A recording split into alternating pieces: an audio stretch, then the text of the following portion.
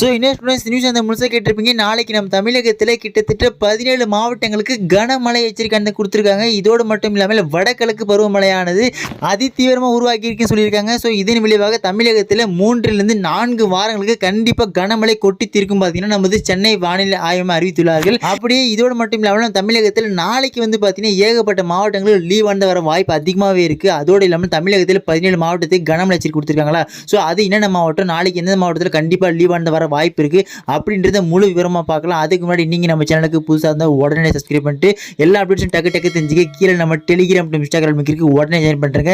சரி வாங்க, நாளைக்கு எந்தெந்த மாவட்டத்தில் லீவ் விட வாய்ப்பு அதிகமாக இருக்குது அப்படின்றத பார்த்துட்டு வந்துடலாம். இந்த 17 மாவட்டத்தில் உள்ள பள்ளி மற்றும் கல்லூரிகளுக்கு விடுமுறை வர வாய்ப்பு ரொம்ப அதிகமாகவே இருக்குன்னு சொல்லலாம்.